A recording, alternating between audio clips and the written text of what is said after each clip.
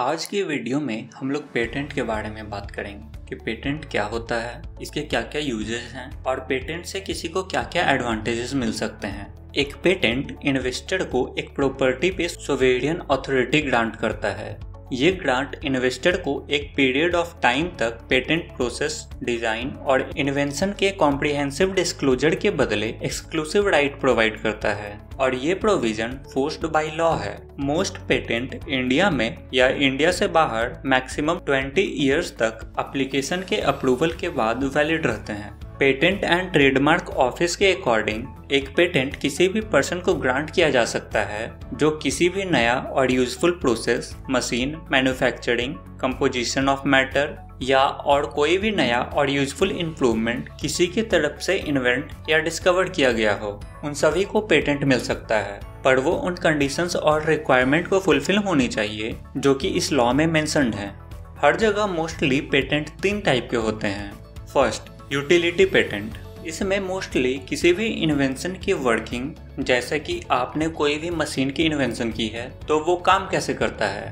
Second, design patent. इसके अंदर manufacturer product में ही कोई ओरिजिनल और नया ऑर्नामेंट डिजाइन कवर होता है। जैसे कि अगर आपने कोई भी प्रोडक्ट बनाया तो आप उसके डिजाइन को पेटेंट करवा सकते हैं ताकि उसके जैसा दिखने वाला प्रोडक्ट कोई और ना बना पाए। और थर्ड, प्लांट पेटेंट, जो एक नया काइंड ऑफ प्लांट डिस्कवर करता है जो कि रिप्रोडक्शन प्रोड्यूस में कैपेबल हो। तो बेसिकली पेटेंट एक लीगल डॉक्यूमेंट होता है जिसे गवर्नमेंट की तरफ से असाइन किया जाता है। ये किसी पार्टिकुलर थिंग के इन्वेंटर को उस चीज के मैन्युफैक्चर और सेल करने की एक्सक्लूसिव राइट एक स्पेसिफिक पीरियड ऑफ टाइम तक प्रोवाइड करती है। इसका बेसिक आइडिया इन्वेंटर को इनकरेज कर उसके क्रिएशन को सेफगार्ड करना है। पर बुक्स, मूवी और आर्ट वर्क ये कुछ ऐसे एरियाज हैं जो कि पेटेंट नहीं किए जा सकते।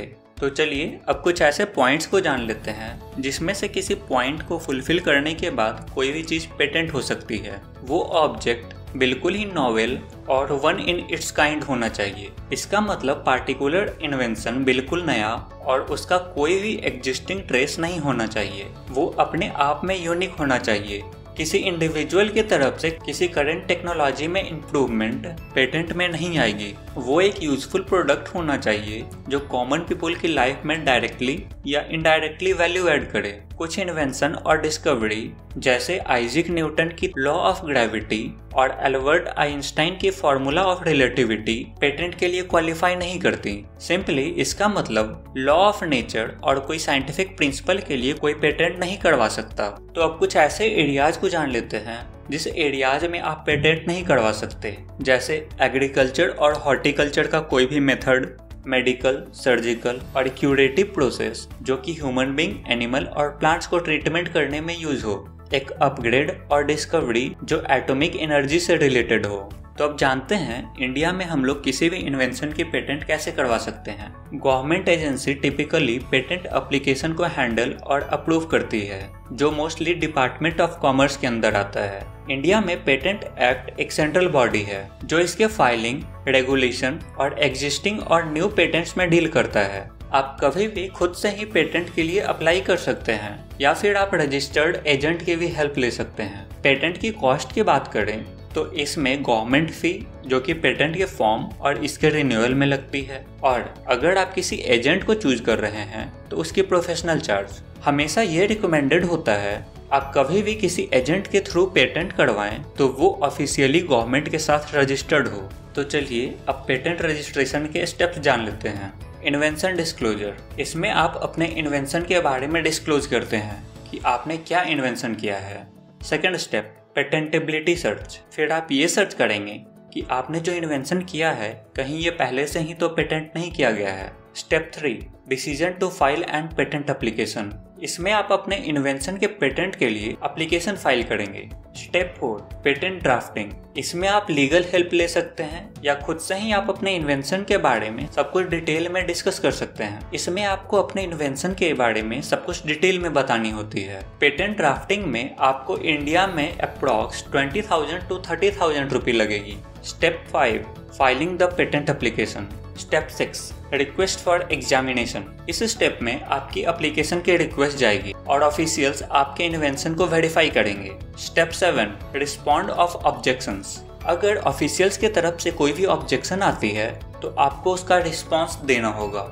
Step 8 grant of patent. अगर ऑफिशियल सब कुछ सही पाते हैं तो आपको वो पेटेंट ग्रांट कर दी जाएगी। और उसके बाद last step 9 renewal of patent. आपको हर 20 ईयर्स में आपको अपने पेटेंट को रिन्यू करना पड़ेगा। अब पेटेंट के कुछ बेनिफिट्स को देखते हैं। फर्स्ट बेनिफिट तो ये है कि पेटेंट आपके इन्वेंशन को किसी भी तरह के थेफ्ट होने से रोकता है। सेकंड, आपको हमेशा एक्सक्लूसिविटी मिलती है, जिसका मतलब उस इन्वेंशन को सिर्फ आप ही यूज कर सकते हैं। थर्ड, इसकी हेल्प से आप अपने इन्वेंशन को बहुत ही जल्दी मर्चेंटाइज और कमर्शियलाइज कर सकते हैं। ऑल्दो ये इंटायर प्रोसेस पेटेंट फाइलिंग का बहुत ही लंबा और कॉम्प्लेक्स है, पर ये बहुत ही ज़्यादा इम्पॉर्टेंट स्टेप है ताकि आपके वर्क को कोई स्टील ना कर सके। अगर आपने किसी इन्वेंशन की पेटेंट करवा रखी है और उसे कोई स्टील करने की कोशिश करता है तो उसे पेटेंट इन्फ्रिंजमेंट माना जाएगा और इसके लिए कोर्ट आपको उस पार्टी से कॉम्पनसेशन दिलवाएगी। तो एट द एंड इस पेटेंट के कुछ की टेकअवेज को जान लेते हैं। एक पेटेंट इन्वेंटर को एक property of sovereign authority grant करता है। ये ग्रांट इन्वेस्टर को एक पीरियड ऑफ टाइम तक पेटेंट प्रोसेस, डिजाइन और इन्वेंशन पे एक्सक्लूसिव राइट प्रोवाइड करता है। यह मोस्टली डिपार्टमेंट ऑफ कॉमर्स के अंदर आता है, जो एप्लीकेशन को हैंडल करती है और ग्रांट अप्रूव करती है। तो उम्मीद है इस वीडियो में आपको पेटेंट के बारे में कुछ जानने को मिला होगा। तो फिर मिलते हैं ऐसे ही इंफॉर्मेटिव वीडियो में। तब तक के लिए टेक केयर।